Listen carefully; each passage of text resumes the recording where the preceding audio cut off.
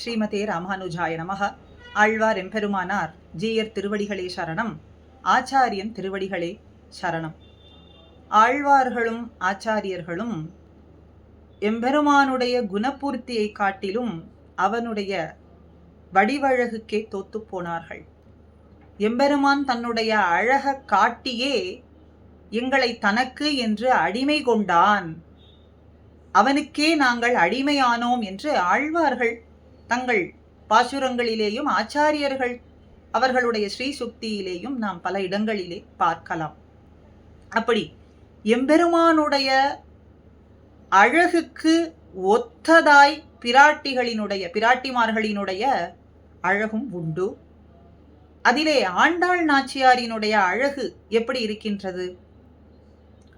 எம்பெருமான் பச்சைமா மலை போல் மேனி நிறத்தவனாய் இருக்கின்றான்னு சொன்னா, இவளோ சதமகமணி நீலா, 100 யாகங்களை செய்த இந்திரன் அவனுடைய கையிலே இருக்கக்கூடிய நீல நிற மணியை ஒத்தவளாய் நிறம் பெற்றிருக்கின்றாள் ஆண்டாள். இந்திரனுடைய நீலமணி நிறம் போன்ற நிறத்தை உடையவளாக ஆண்டாள். அவளுடைய திருமேனி அழகு, திருமேனி நிறத்தழகு. அதுக்கும் மேலே சாரு கல்ஹார ஹஸ்தா, அவளுடைய திருக்கைகளிலே செங்கழு நீரை ஏந்தியவளாக இருக்கின்றாள். இவள் பிடித்து கொண்டிருப்பதனாலே அந்த மலருக்கு ஏற்றம்.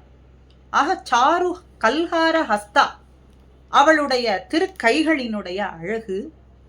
அதுக்கும் மேலே ஸ்தனபர அங்கதின்னு அவளுடைய திருமேனி அழக பார்த்தால் மிக மென்மையாகவும் பெருமை கொண்டதாகவும் புகழுடையதாகவும் வார்த்தைகளாலே இன்னதுன்னு அளவிட்டு சொல்ல முடியாததாகவும் இருக்கின்றது. அதுக்கும் மேலே சாந்திர வாத்சல்ய சிந்துவாக இருக்கின்றாள். கோட்டி மாத்ரு வாத்சல்யம், அந்த கருணை ஒரு கடலாக ஒப்பிட்டு சொன்னால் எப்படி இருக்கும்? அப்படி கடல் போல இருக்காளாம். வாத்சல்ய கடலாக இருக்கின்றாள். சாந்திர வாத்சல்ய சிந்துஹு, சிந்துனா கடல், வாத்சல்ய சிந்துஹு, சாந்திர வாத்சல்ய சிந்துஹோன்னா மிக அடர்த்தியானது ஆழமான வாத்சல்யம். கோட்டி கோட்டி மாத்ரு வாத்சல்யம் உடையவளான தாயாக அகில ஜனனியாக விளங்கக்கூடியவள் வாத்சல்ய சிந்துஹு. அலகித, சுருண்டு சுருண்டு அலைபாயக்கூடிய தன்னுடைய கேச ஸ்பர்ஷத்தாலே தான் அணிந்து கொண்ட மாலையை எம்பெருமானுக்கு அர்ப்பணித்தவளான ஆக்ருஷ்டநாதா, எம்பெருமானை கவர்பவளாக இருக்கின்றாள். இவளுடைய மாலைக்கே ஆசைப்படுபவனாக இருக்கின்றான் எம்பெருமான். இவளுடைய மாலைக்கே ஆசைப்படுகின்றான் ஆக்ருஷ்டநாதா. அலக வினிகிதாபிகி ஸ்ரக்பிகி, அந்த மலரானது இவளுடைய அலக்க வினித சுருண்ட கேசம் பட்டதனாலே மிகவும் ஆசை உடையவனாக இருக்கின்றான் எம்பெருமான். இப்படி இவ்வளவு பெருமைகள் இருந்தாலும் கூட இதை காட்டிலும் அவளுக்கு ஏற்றம் என்னன்னா விஷ்ணு சித்தாத்மஜா, பெரியாழ்வாரினுடைய திருமகளான ஆண்டாள் நாச்சியார் விலசது ஹதிஹி, எங்களுடைய ஹிருதயத்திலே எப்பொழுதும் விளங்கட்டும், பிரகாசிக்கட்டும். விஷ்ணு சித்தாத்மஜா என்கின்ற பெருமையுடையவளான ஆண்டாள் எப்பொழுதும் எங்களுடைய ஹிருதயத்திலே விளங்கட்டும் என்று சுவாமி அனந்தாழ்வான் அழகாக கோதையினுடைய ஏற்றத்தை காட்டுகின்றார். த்விஜாதிபசுதா ஸ்ரவணாபிராமா மஞ்சுஸ்வனா, குணசாலினியாகவும் இருக்கின்றாள் கோதை.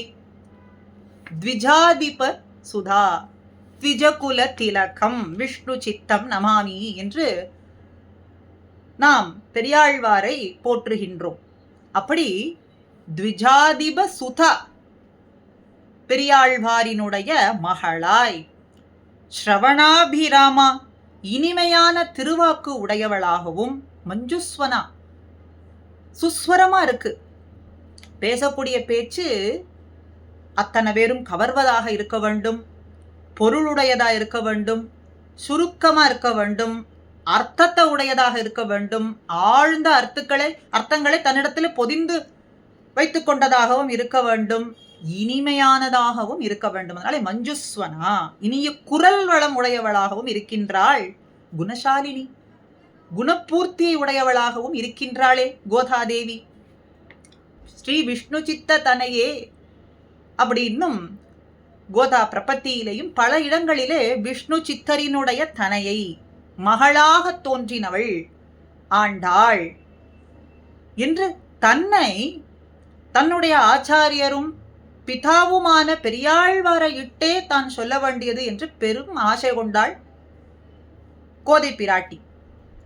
பல ஸ்ருதி பாசுரங்களிலே, திருப்பாவையிலேயும் நாச்சியார் திருமொழியிலேயும் பட்டர்பிரான் கோதை சொன்ன விஷ்ணு சித்த கோதை சொல்லக்கூடிய இந்த சொற்களை எல்லாம் மருந்து என்று தங்களுடைய மனசில வைத்துக்கொண்டு வாழ்பவர்கள் பெருமையை உடைய எம்பெருமானுடைய திருவடியிலே எப்பொழுதும் பிரியாது இருக்கும்படியான வாழ்வை பெறுவார்கள் அப்படின்னு சொல்றாள்.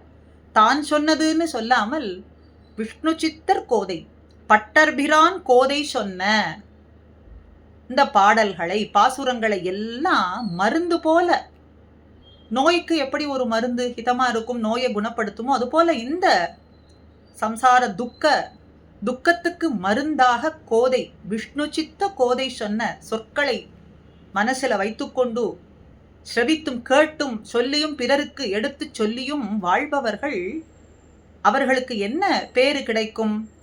பெருந்தாளுடைய பிரானடி கீழ், எம்பெருமானுடைய திருவடி கீழ் எப்பொழுதும் பிரியாது வாழ்வார்கள் என்று காட்டுகின்றாள். மேலும் ஸ்ரீமத் சடாரி முனி பக்த பித்ருத்வ பாவேன்னு அருள் பெற்ற ஸ்ரீ நம்மாழ்வார், அவரினுடைய திருவருளை பெற்றவரான பித்ருத்வ, பிதாயார் கோதைக்கு பெரியாழ்வார், அந்த பெரியாழ்வாரினுடைய திருமகளாய் தோன்றின இந்த கோதையினுடைய திருவடிகளை ஆசிரித்தவர்களாக இருக்கின்றார்கள். நாதாதி யாமுன யதீஸ்வர பூஜ்ய பாதே.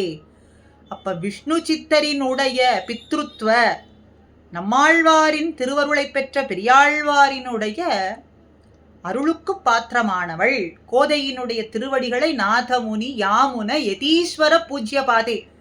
நாதமுனி தொடக்கமான அத்தனை ஆச்சாரியர்களும் இவளுடைய திருவடிகளிலே விழுந்து வாழ்ச்சி பெற்றார்கள். இவளோ சௌரே பிரதாப்ஜ பரபக்தி மதாம். இவள் ஸ்ரீ கிருஷ்ணனுடைய திருவடிகளை ஆசிரயித்து உயர்ந்த புருஷார்த்தத்தை பெற்றவளாய், உயர்ந்த பக்தி உடையவர்களினுடைய அடைக்கலமாகவும் விளங்குகின்றாள். எம்பெருமானுடைய திருவடிகளை ஆசிரயித்தவள் இவள். இவளுடைய திருவடிகளை ஆசிரயித்தவர்கள், அந்த ஆச்சாரியர்களினுடைய திருவடிகளை ஆசிரயித்தவர்கள் அத்தனை பேரும் கண்ணனெம்பெருமானிடத்துல அடைக்கலம் புகும்படியாய் அந்த அருளை நல்குவலாக இருக்கின்றாள் கோதை. அப்படிப்பட்ட கோதே துவதீய சரணோ சரணம் பிரபத்யே. கோதாதேவியே, உம்முடைய திருவடிகளிலே ஒப்பற்றதான நாத யாமுன யதீஸ்வர பூஜிக்கும்படியான திருவடிகளிலே அடியேனும் விழுந்து நமஸ்கரிக்கின்றேன் என்று விஷ்ணு சித்தாத்மஜா, விஷ்ணு சித்த தனையை என்று புகழ்பெற்ற கோதை என்று ஆச்சாரியர்களும் கொண்டாடுகின்றார்கள். ஆக எத்தனை நாமங்கள் இருந்த பொழுதிலும் கோதை உகந்த நாமம் விஷ்ணு சித்தாத்மஜா, விஷ்ணு சித்த தனையை, பட்டர்பிரான் கோதை, விஷ்ணு சித்தன் கோதை என்கின்ற நாமமே இன்றைய நாம அனுபவம். ஸ்ரீமதே ராமானுஜாய நமஹா.